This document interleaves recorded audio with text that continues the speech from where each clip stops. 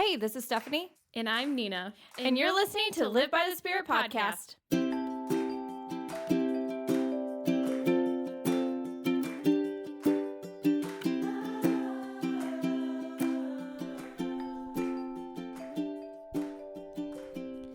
Hello. Hi. What be up, y'all? Welcome back to the pod. No. I've called it the pod before. Pod. You said pood. Oh, I thought I said pod. Well, I can not hear myself. I'm having technical. I think it's just your headphones because I can hear. Oh, great. Anyways, welcome back. How are we doing? We are doing good, I think. Hey Siri, set a timer for 30 minutes. Cool. All right. So, yeah, we're so tired. Yeah. So we were going to record yesterday, and yeah. Nina and I both had an interesting week. She had a lot of stress at work. I had some things also happen at my job, and just some disappointing things happened throughout the week. And so I decided yesterday, I was like, you know what? I'm going to take Nina out to lunch after our Bible study, and I'm going to surprise her. So I ended up taking her to the farmer's market, and we had a grand old time. We made bouquets. We made bouquets. I cannot Oh talk. my I'm gosh. so tired. And then we were like, okay, we'll come back to my apartment and record. And Nina looked at me. She's like, can we just nap? So we took a nap. So we took a nap. And And then then I went home. we had other things that we had going on yesterday. So Yes. it's Sunday. I think I hasn't- got 4.5 hours of Nina sleep. got four something like that. It's so bad. I'm so tired. Yeah. Nina has a new look. That I do. She's a new woman. Yeah, chopped hair and a dark brown hair. Y'all, you it know? looks so good. I'm sure the photo It's on the wild. reel that I have will be the new hair color, because we took a little selfie yesterday that I thought was cute. We did take a selfie. I forgot we took a selfie Yeah. yesterday. So go check it out. Go comment on Nina's new Instagram post if she has a new Instagram post of her hair. And I'm tell sure her I'll have one up soon. how We're fabulous trying to she get looks. we're trying to get the reel together with everybody's reactions and stuff and Yeah. the before and after. So I am as blonde as a blonde can be. I think it's just funny because I didn't tell anybody what I was doing. Yeah. I didn't Well, even you- go in with a plan. Okay, no. You asked me. You said, "Do you think I'll look good with dark brown hair?" Okay, and 'cause I I've said, been thinking about going dark yes. brown for a while. I knew I was going to go dark brown yesterday. I did not think I was going to cut my hair yesterday, and I also didn't know I was going to go Yeah. as dark of brown as I am now. Yeah, no, it was. The ends are like almost black. Yeah, it will look once you get like a nice wash or two in. Once I wash it, it'll be more chocolate. Yeah. But she asked me that, and I said you need to do it for fall, and I don't know why, but I walk into our friend Genesis's apartment who does Nina's hair, and they lock me out of the bathroom. So I'm talking to them through a door for like an hour and a half, waiting for the surprise. Well, she also walked in to look at my hair chopped off on the counter. Yeah, I don't know. I had a feeling y'all were doing something. Anyways, That was totally on a whim. yeah, but It was suggested. I said, okay. anyways, There's so our 3 minutes of conversation. it looks great. She's super folly. Again, I'm super blonde and I do not want to go dark, and you kind of made me be like, ooh, do I need to change my look now? Everybody keeps saying that. Jillian was like, I want to go dark. I was know. like, I want to everyone, do please. what we need to do is we need to go to like Walgreens and get me that brown root spray that the girls do, and like spray my hair dark and see if I like it, because that will just wash straight out in one wash. I really don't think that you are going to want to do brown hair. I No. think you would do it, and then I think you would get sick of it, and you would wish Yeah, you never That's did why it. we got to do the wash out. But anyways, All right. I'm going to start my timer now. we have a timer. Yes. We're trying to be more shorter with the podcasts. And also we're tired, so we want to take a Yes, nap. We both want to take a nap. All right. Go. All right. So today in church, we talked about something that completely fits in with what Steph was saying. I had a very, very, very difficult week at work. We've both had difficult weeks. I feel like this month has been good, but like this past month, so it's October September. now. But September I feel like was good, but also at the same time, like we were dealing with things emotionally, and like it's been difficult. So today we talked about hardship, which such a fun topic. It was so fire though. Yeah, our pastor was great. He was going off. I was like, ooh. Yeah. I think like seasonal depression is a thing, and I would agree. People don't realize it, and I think the reason why I know for me, I kind of start to get the fall blues is because particularly this summer, we had such an awesome summer. I think you guys listening, if you've been listening to the podcast throughout the summer, you guys know that we were both extremely busy. We had a lot going on. We were super active. We were doing things. And it was, and Nina's a teacher, so she was, off and on work and things like that. And then I work from home, and they were cutting our hours short for summer and things like that. So it was just, we had a very, very good, fun, I think we both needed a really good, fun season to be in, and we had it. And then I feel like August and September rolled around, and we sadly don't get to hang out with our friends as much because just life is busy. We're all adults. And now we have some challenges that we're facing. So we're kind of now in that season of where seasonal depression could kick in. And so I think it was very fitting that he started talking about hardships today during the beginning of this fall season, because I think we're all starting to feel it in a sense. Like we may be going through different trials, or people may be just too busy, or you're feeling more lonely. And so I just thought it was a really good time for our pastor to dive into this. Yeah, I would definitely agree. It was really good, the topic. I don't really have anything else to say. So we can dive in and talk about it. And I think that the first thing that I really liked that he started off with was where hardship enters the Bible, and that would be Genesis 3 during the fall, because he first pointed out in Genesis 1:31 it says that that God had looked at all he had made and said it was very good. And then we get to, I almost said episode 3. we get to chapter 3, and we get where the fall happens, where Eve eats the apple and Adam eats the apple. And, the serpent deceived them, and basically this is where sin enters. And so that's where hardship starts in the Bible. So that's where we started the sermon, which I think was really cool. We started from day one. We didn't start from, somewhere in the New Testament. I really liked that. And sorry to all of our fellow churchgoer people. This is basically just going to be a recap of our sermon today. But it was just so good.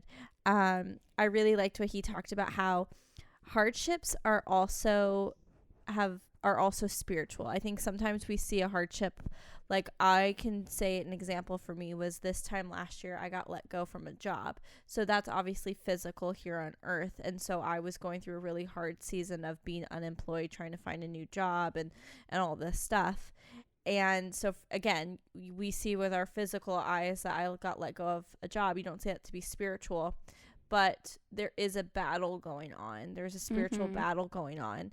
And a verse that Nina's going to be I shouldn't say you'll be annoyed with me, but I literally keep bringing this verse up this week. I think it's John 17? It's John 13:7. John 13:7. Thank goodness for Nina, because I've sent it to her like 40 times this week. And it says, Jesus answered him, what I'm doing you don't realize now, but afterward you will understand. And so obviously me getting fired in the moment, don't understand. They didn't necessarily give me a reason as to why I was getting fired, but something that I knew in that moment I had to do was have my faith and trust God and trust that he has a bigger plan for me and he's saving me from something and all these things. And that was something that our pastor then went into. My favorite part of the Bible, at least right now in my life, is James 1. I mean, James, I literally was making jokes because he's like, turn your Bible to James. And I was like, oh my gosh. And I looked at our friend Cameron, who was sitting next to me. And I was like, James 1:2-4 are literally so good. And then sure enough, that's exactly where Pastor Chris read from. And he said, consider it a great joy, my brothers. And then Bible says ancestors, or wherever you experience various trials, because you know that the testing of your faith produces endurance, and let endurance have its full effect, so that you may be mature and complete and lack nothing. And I think this is just so important for us to realize when we're going through trials, and I'm saying this as I'm using my trial of getting let go from a job as an example. And Nina will tell you, because I literally called her right after it happened. Mm-hmm. I was very upset. I was crying. I didn't understand why I was getting fired. They didn't give me a reason, all that. And I remember telling her on the phone, I was like, I have to choose joy and faith with God in this moment. Or if I do the complete opposite, then I'm going to get so depressed. Yeah. And I think that there was 2 verses that came to my mind when we were breaking down those 3 verses in James 1, 2, 3, and 4. And then, so I have 2 passages that I want to read. And then I have another one that just popped into my head right before you read it again. But when we were talking about, it says, count it all joy. And so the one thing he said is, like, his, does yours say count it all joy? In James? Yes. Yours says consider it a great right. joy. So it's basically saying, like he said, you're deeming it joy. You are claiming joy over that. And it made me think of Paul in Philippians 4:11, when he says that I have learned in whatever situation I am to be content. I know how to be brought low. I know how to abound. In any circumstance, I have learned the secret of facing plenty and hunger, abundance and need. I can do all things through him who strengthens me. So it's like that whole section, him talking about how regardless of any circumstance, he knows how to be content. And that's what we need to remember, is like, we need to remember that we need to be choosing joy. Like it says in Philippians 4:4, rejoice in the Lord always. And the other scripture I thought of when we got to verse 4, when it talks about how you're going to be perfect and complete, lacking in nothing, it made me think of a verse that I've brought up a lot, which is, 2 Corinthians 7:1. Let us cleanse ourselves from everything that defiles body and spirit, perfecting holiness out of reverence for God. So it's like, as we continue to count that joy, and as we continue to allow our testing of our faith to produce that endurance, we are going to continue to be made more holy. And, we're going to be perfect and complete, lacking nothing. And obviously, like, we're never going to reach that perfection here on earth in our physical bodies, because that's only Jesus. But every time we continue to allow our faith to be tested, and we're allowing ourselves to, be sharpened, we become stronger. And we become more holy like Jesus. Yeah. Well, I mean, it even says, like, to go off of that, it even says in James 1:12, like going down to verse 12, like this is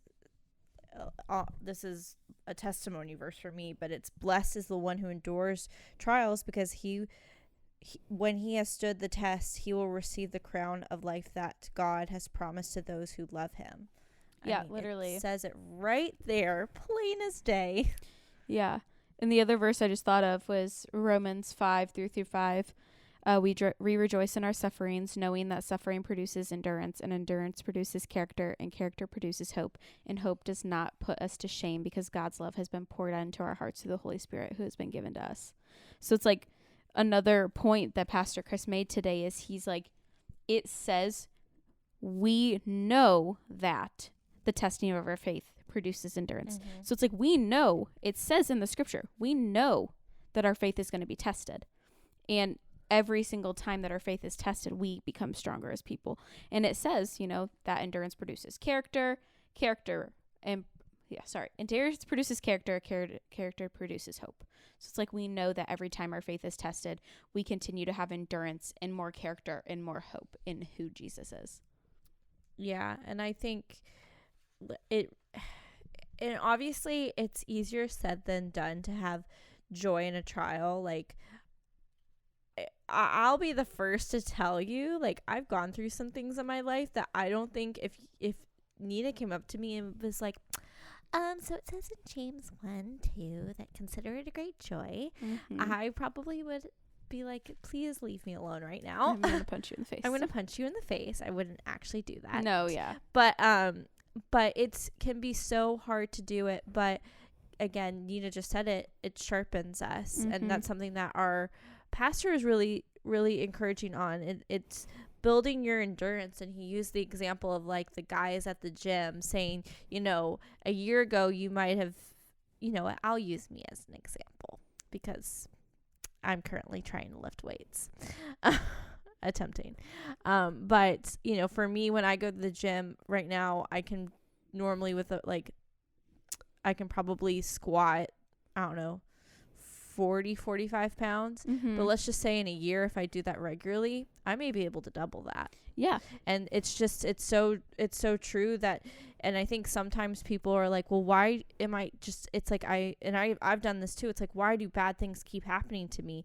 And it's like, you have to stop looking at it. And this is my 7 positivity that's coming out of me, but it's like, you have to stop looking at it as these aren't like, while these aren't amazing things that are happening to you, you are just adding on more weight that you are now getting to be able to carry and build endurance. Like faith, like you're building your faith stronger than you were before. Yeah, he used, like you said, the whole exercising. So you're exercising your faith muscles, because each time that you exercise, you become stronger. And each time we're exercising our faith, every time that we are tested and we choose to fight the good fight and finish the race, we become stronger. Is that in 1 Timothy? I fought the good fight. I finished the race. I kept the faith. But I loved the verse he said, and he said this a bunch of times this year, but I specifically always love this verse. Romans 8:37. In these things we are more than conquerors through him who loved us. So we're going to continue, as we continue to go through these trials and the testing of our faith, we are going to continue to conquer, because it says that the Lord is going to sustain us through that. Like, that's promised to us, that the Lord is going to sustain us. So we are conquerors because of Jesus. That's just crazy. Yeah. So I think our main message of the day is we are going to go as, oh, so sorry. That was my Alexa probably updating me on the Yankees score right now. They are definitely losing. I lost my train of thought. I think just, to sum it all up is we here on earth, because of the fall, because of Adam and Eve sinning, we are going to experience trials. And I think it's just, again, so important to know that while it sucks, God has such bigger things planned for you. And going back to that John verse I said earlier, is we may not understand it now, but one day we're going to have such a big understanding. Like, you probably didn't understand why the Lord was going to have you move to Nashville when you first moved to Nashville. No, I really didn't. And like, and I will say, you have a better understanding of it now. You may not see the full picture yet, but you have such a better understanding of it now. Yeah. And it's like, even if anything, it was to bring me closer to him. And also, I'm very ashamed of myself that it's 2 Timothy 4:7, and I didn't get that correct, because 2 Timothy is like my favorite book of the Bible. I was about to say, Nina loves her the Timothys. I knew it was either 1 or 2 Timothy, because 1 Timothy has the whole thing that's called fighting the good fight of faith, but it's whatever. If you love 1 or 2 Timothy, Nina will be your bestie. JK, yeah. she's my bestie. Don't take her from me. Jude and I talk about this book too much.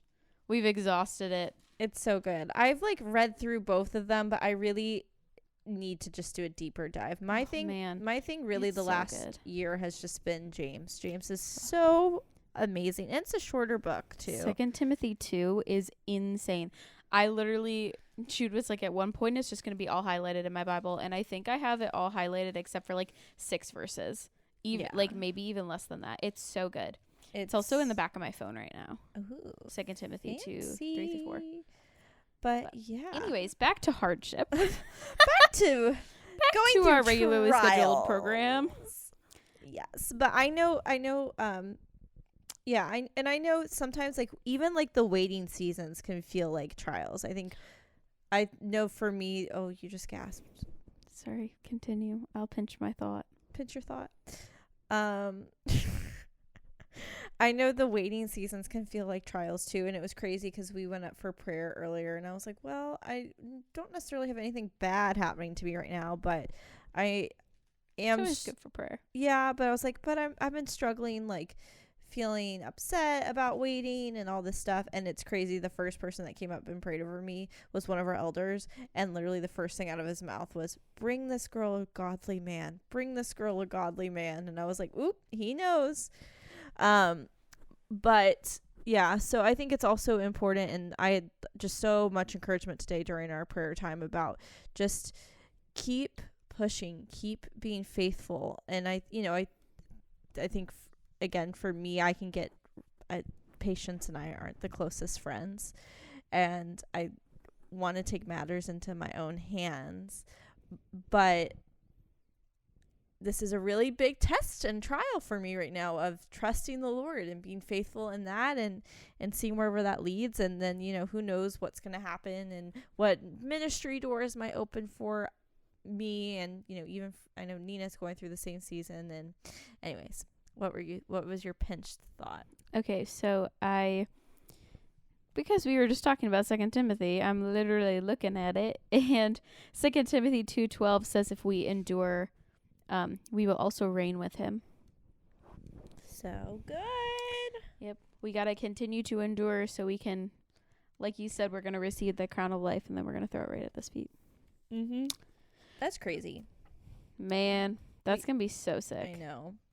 Well, this is a short podcast episode. It honestly really is. But I'm trying to think if I have anything else to say. I know. I think we've said some good things. I guess I think so. if again, like I was saying, if you're going through a trial, just remember, have faith, have trust. And I know it's hard, but that's why community is so important and so amazing to have, is when you are feeling let down by God or different things like that, you have people that you can talk to about it who experience the same things that you're experiencing and can be there to uplift you. It's insane to me sometimes when Nina will text me that she's going through a certain feeling that day, and I'm like, why am I feeling the exact same thing too? And honestly, to me, I know the enemy is like, oh, I'm going to hit them with the same problem at the same time, that way they can't uplift each other. And I've actually found it to be I guess we've had to learn how to make it better. We've had to use those trials as an example to be uplifting to each other in it. And so, yeah. And maybe as a closer verse, I think that this one hit me the other day when we were at our young adult group on Wednesday.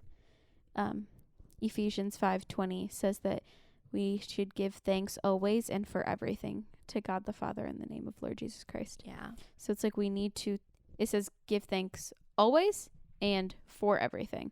So it's not just like when things are okay, but like for literally everything, for that trial that you're going through, for that thing that you don't have anymore. You need to always be giving God thanks for everything and always. Well, I can just think of Job just worshiping God through all the stuff he went through. Like, he is definitely an example. I love how it literally says that God allows Satan to do that. And it's so wild because it's like, well, why would God do that? But then it's like, it's all for his glory. And Job stood the test, and he went through the ringer and came out the other side stronger. Yeah. Hopefully none of you listening or us will ever have to experience what Job went through. But I think because of what Job went through, it's just, again, it's one of those stories in the Bible that I can read and be like, wow, look at the faith this man had, and look at the outcome of it. And that is, and again, dang, that John verse, it's just like he didn't know then. He didn't know then, but he knows now. The Lord gave me such a beautiful visualization during some prayer time this week of how here on earth, when we look at the story of our life, like on a page, we have a magnifying glass. And so we can only see what's right in front of us or what we've already read. Like, we've only know that. Whereas God can see the full page. He doesn't need a magnifying glass. Yeah. And so I think that's something also that's so important to remember, is that God knows our beginning and our end. And even though we can try to control certain situations, he's going to figure out a way for us to always get his. We're never fully in control. We're never fully in control. We can think try. we are, but we're really not. Who was it? Oh, yeah, like Jonah trying to run away from Jonah in the Bible trying to run away from. When he was told to go to Nineveh and he tried to run away and trying to hide. I'm like, trying to hide, and you ended up in a big fish. You cannot hide from Jesus. A big fish, dude. I literally had someone the other day, and it's so true, and I think I talked about it on the podcast. I had someone say, like, you need to stop wearing a mask around God because God knows all. And I was like, what the heck is she talking about? And then I realized, it's like, oh, I'm scared to be upset with God. So and that's the whole thing. Like, I was talking to a friend, and she's like, outwardly, she's like, yeah, I literally was telling God I was mad at him. I said, he wants to know that. Yeah. He already knows it, but it's like, it's still building that relationship because you're being real with him. You're being honest. You're sharing your feelings, and he wants to know that. Yeah. Even though he already knows, he wants us to be able to talk to him about those things. And I think it's okay to be upset. It's just because our perspective is off. Yeah. We need to learn to shift our perspective. And that's what, Pastor Chris talked about today is like, we need to learn to shift our perspective, because if we don't, then we're looking at these trials of like, God is coming at us. And like, that's not accurate. We know that's not true. We have to become cup half full people, or as Pastor Laura said, glass full. Glass full, not even glass half full. Glass full people. So anyways, we're praying over you guys this week. Yes. We hope that if you're going through a trial, that you are finding joy in it, as hard as it can be, whether even just finding joy is listening to us weekly. That brings you joy. I don't know. Maybe. Whenever I see Nina, it brings me joy. That's very sweet. Unless she's mad at me. I'm not mad. I don't get mad.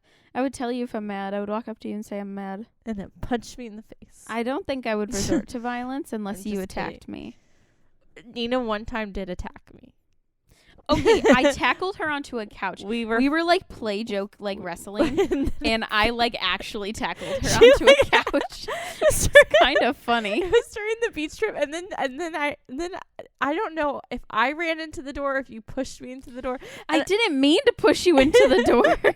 I think you moved at the same time I like jokingly went to hit you, and like I actually pushed you into the door. I just remember us coming downstairs, and the boys were like, "What were you guys doing?" Man. Up there? And I was like, I don't know. We must have had one really good nap. Dude, I was cracked out. Not like actually, sorry. I just use that term for when I'm like super crazy. Yeah. It was a vacation. It was grand old time. Anyways, we'll see you next week. All right. Peace and blessings, y'all. Bye.